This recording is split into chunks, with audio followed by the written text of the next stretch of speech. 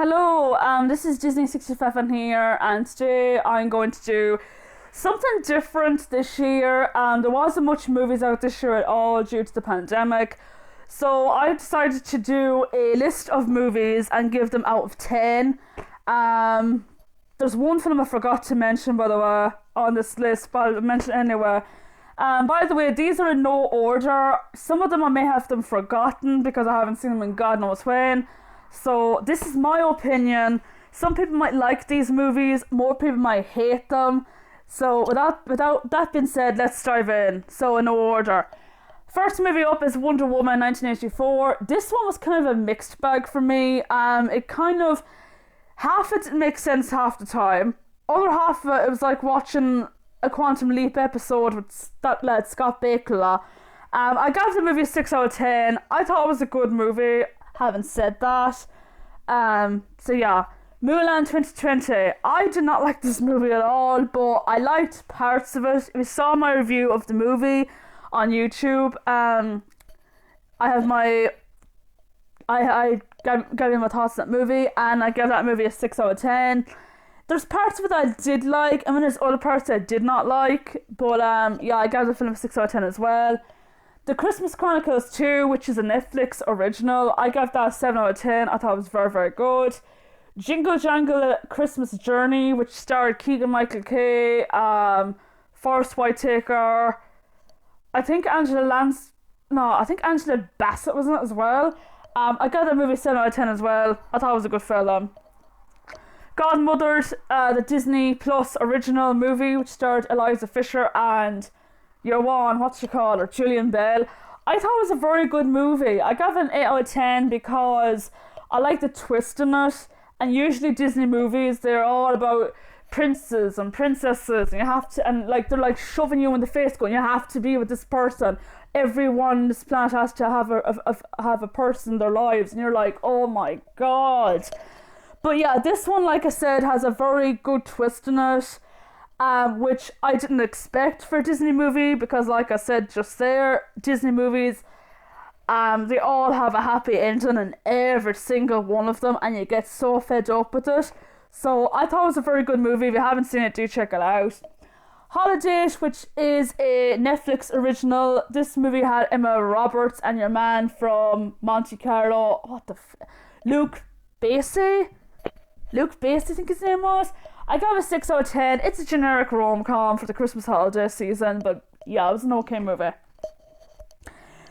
The next movie is a movie that took me by surprise, because I'm not a fan of Irish movies, even though I'm from Ireland myself. But my friend, Ryan the movie fan, he made me watch this film. He said to me it was so good. It was the best movie I saw this year. I agree with him. It is, of course, Wolfwalkers. This movie was wow. I gave it a 9 out of 10, by the way. This movie was just brilliant. I mean, animation was gorgeous. The cast was actually very good. It has that girl from the Princess... Oh god, the Christmas Prince saga. What's her name? Hunter something was her name. She was very good in this movie as well. It also has Sean Bean. All I'm going to say is, if you love the movie Brave, which came out in 2012, the Pixar movie Brave with Emma Thompson and Kelly MacDonald and Billy Connolly, then you'll love this movie. Only this movie is like hand-drawn, whereas the other one, it's not hand-drawn, it's like CGI, computer animated, but it is a brilliant film, Wolfwalkers. If you haven't seen it, do check it out, it's brilliant. Next movie, which I saw yesterday, was Soul. I gave the movie a 9 out of 10. I thought it was a very, very good movie. The music was good, the voice cast was good. I thought Jamie Foxx did a good job in his Disney debut, because he was in the cartoon movie, oh god, Rio, as the yellow little bird. He was good in this movie as Joe Gardner, who is just like, he's like an experienced jazz musician / teacher who dreams of making it big in the jazz industry, and he falls into this manhole and he ends up being this small little soul. He has to try and find his way back into Earth again, along with this little blue soul called 22, voiced by Tina Fey.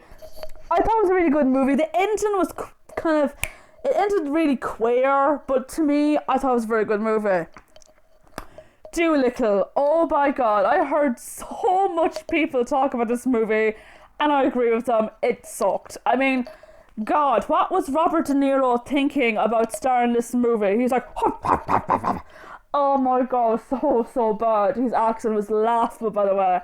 It even had the likes of Emma Thompson, Rami Malek, that guy from Bohemian Rhapsody, by the way, Selena Gomez voices Giraffe, John Cena, yes, that John Cena who's in Playing with Fire, which was an okay movie too, which I saw this year as well. Yeah, it was just bad.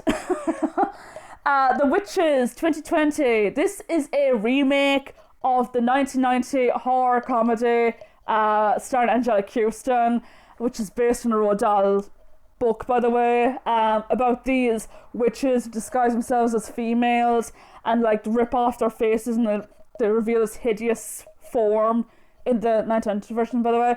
This version, they scrapped the whole mask reveal thing, and instead they have these bald heads and these like weird noses, and they've got this like, it's like this. They're literally like this. It got an awful lot of uproar because of this, for example. But yeah, I thought Anne Hathaway was good. Sure, her accent was kind of weird. It's like, I get those brats if I have to talk like this all the time, brats. Oh, but yeah, it was it was a good movie. I still enjoy it though for what it was. The Princess switched again. This is a Netflix movie, the sequel to the original one, which starred Vanessa Hudgens. This time, however, she's playing 3 parts. I don't know how she done it, but she did it anyway. It's also got that guy Arthur Fatboy, who was in EastEnders.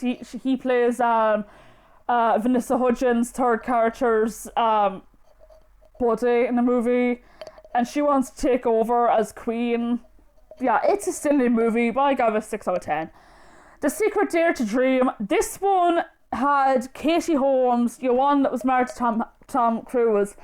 That guy from Sweet Home Alabama, what's his name? The Southern guy. Oh God, it's not Luke something, is it? It's Luke Evans. Oh Christ, I forget his name. His name is Luke anyway. I think it's Luke. He was also in Life as You Know It as well, as the dashing doctor that Catherine Heigl dotes after. His name might come back to me, but anyway. This movie is about this widowed girl, played by Katie Holmes, and she meets this guy who comes into her picture, and he's hiding a secret from her. Her husband, by the way, died in this plane crash like a year ago, I think, and there's only like one or like a few survivors that survived. Could your man that enters Katie Holmes' picture be one of the survivors? Well, you have to find out yourself. It's on Netflix right now. It's a nice movie. I gave it a 6 out of 10 as well. Sonic the Hedgehog, aka Jim Carrey's comeback movie. Thank God I missed that guy so much, because if you know me, I'm a massive fan of Jim Carrey. I've always have. Him and Robin Williams are like my favourite comedian actors of all time, along with Eddie Murphy. I think them 3 are hilarious, by the way. This time he plays the villain, Dr. Robotnik, and James Marsden plays this police officer who teams up with Sonic the Hedgehog, voiced by Ben Schwartz. This movie was supposed to be out in 2019, but it didn't, because the design of Sonic the Hedgehog was terrible, and people were like, the director's like, oh shit, and they just scrapped that idea, and then they redesigned Sonic the Hedgehog again. He was cute, and I loved it. I've seen it like a few times this year, and I love it. So I gave that movie a 7 out of 10. Bad Boys for Life, which is the 3rd movie based on the Bad Boys movies, which star Will Smith and Martin Lawrence. It was a very good movie too. I enjoyed it, and I gave it an 8 out of 10. The Call of the Wild. This one had Harrison Ford. Oh God, this goes on. I gave it a 6 out of 10. Eurovision Song Contest Fire Saga. This had Will Ferrell, Rachel McAdams, and who else? Demi Lovato and Dan Stevens. It was funny. It was silly. I enjoyed it. I gave it a 7 out of 10. I'll bet you in a minute. Sorry, some mum there. Onward is the next one. I gave that a 7 out of 10. About the 2 brothers with Chris Pratt and Tom Holland. Good film. Black Beauty, 7 out of 10. I gave that. That's had Kate Winslet and your one from The Nutcracker, Mackenzie Foy. Trolls World Tour. I gave that movie 7 out of 10. I thought it was very good. I know it's for 5-year-olds. I don't give a damn. I loved it. Over the Moon, which is Glenn Keaton's directional debut. It was very, very good. The SpongeBob SquarePants Sponge and Run, 4 out of 10. I gave that. Clouds, which is based on a true story with Zach Sobraniak. He was a teenager who passed away at the ripe old at the age of 19. I think it was 19. I gave the film a 7 out of 10 as well. The One and Only Ivan, which is like The Greatest Showman meets Dumbo. It had Bryan Cranston, Angelina Jolie, Sam Rockwell, and who else in that movie? Oh God, I forgot who else in this movie. It was a very good film. It's on Disney Plus, by the way, and I gave it an 8 out of 10. Scoop, which is a remake, which had the voices of Zac Efron, Amanda Seyfried, and who else? Mark Wahlberg was in it, Gina Rodriguez, and a special appearance by Simon Cowell. I gave it a 6 out of 10. A Timeless Christmas. This came out in this year. It's like Kate and Leopold a little bit. It's a TV movie. I thought it was good, and I gave it an 8 out of 10. Artemis Fowl, load of shite, 1 out of 10. I hate that film with passion. The Christmas Waltz, 6 out of 10. I gave that. The Broken Hearts Gallery, 6 out of 10. All the Bright Places, which is all about mental health, by the way, and depression and suicide, 7 out of 10. I Still Believe, which is another true life movie about this singer, Jeremy Camp, whose wife, played by one from The Longest Ride, Britt Robinson, she has cancer. I think it was bowel cancer she had. If you haven't seen the movie, do check it out. It's very good as well. I got an 8 out of 10. Love Guaranteed. They come back for Rachel Leigh Cook, who was in She's All That, and your man from Big Hero 6, Damon Wayans Jr. It's predictable. It's on Netflix, by the way, but I gave it a 6 out of 10. Zombies 2, which is a sequel to the Disney Channel movie with the same name. I gave it a 6 out of 10. I thought it was enjoyable.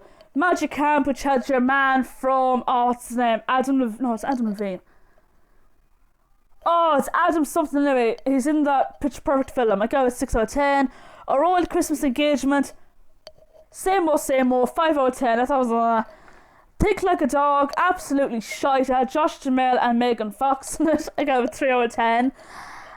Once Upon a Snowman, which is a short of Olaf, the one with Josh Gadna. I gave it 4 out of 10. It was pointless.